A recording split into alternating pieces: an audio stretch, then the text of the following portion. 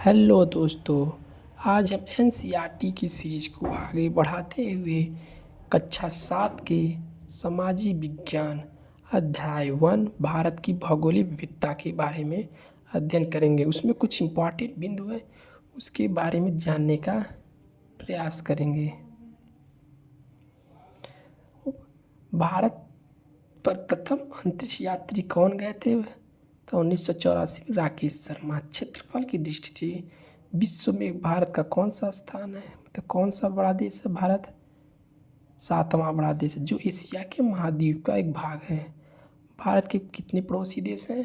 5। भारत के पड़ोसी देश कौन कौन से? पाकिस्तान, बांग्लादेश, भूटान, श्रीलंका और म्यांमार।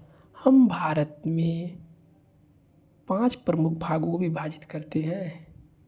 पहला कौन? महान पर्वतीय क्षेत्र, गंगा और सिंधु का मैदान, मरुस्थलीय भूभाग, दक्षिणी का प्रायद्वीपीय एवं द्वीप समूह। भारत के उत्तर में हिमालय स्थित है, दक्षिण में हिंद महासागर, पूर्व में बंगाल की खाड़ी तथा पश्चिम में थार का मरुस्थल और अरब सागर की सीमा बनाती है। हिमालय पर्वत श्रृंखला को हम एशिया का जल शिखर भी कहते हैं।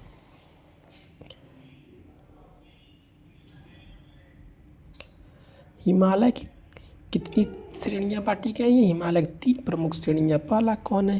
हिमाद्री। हिमाद्री को हम बृहद हिमालय के रूप में भी जाने जाते हैं। यहाँ पर माउंट एवरेस्ट और कंचनजंगा जैसे गगनचुंबी पर्वत शिखर स्थित होती है। दूसरा क्या है? हिमाचल। हिमाचल को क्या कहते हैं? लघु हिमालय कहते हैं। इसमें बृहद हिमालय कि यह दक्षिण में स्थित होता है, मानव विकास के लिए उपयुक्त होता है। जैसे यहाँ पर कुछ पर्वतें पाई जाती हैं, नैनीताल का दार्जिलिंग, शिमला ईटीसी। फिर अंत में आता है शिवालिक श्रेणी, जिसे हम बा हिमालय भी कहते हैं। यह हिमालय की सबसे निचली श्रृंखला बनाती है। इस पर घने जंगल पाए जाते हैं।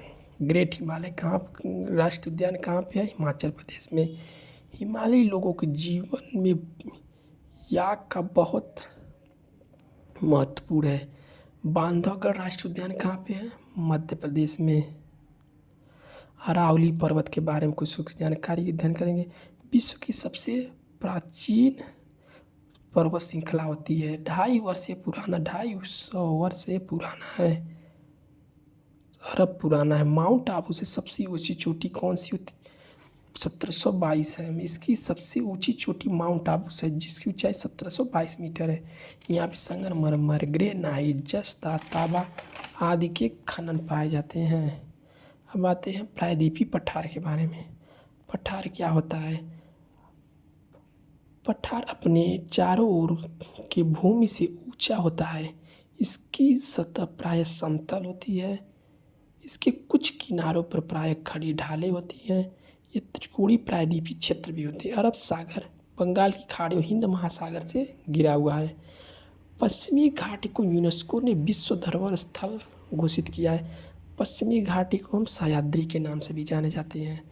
गोदावरी, कृष्णा, कावेरी नदियाँ आदि ये सब पश्चिम से पूरब की ओर प्रवाहित होती है।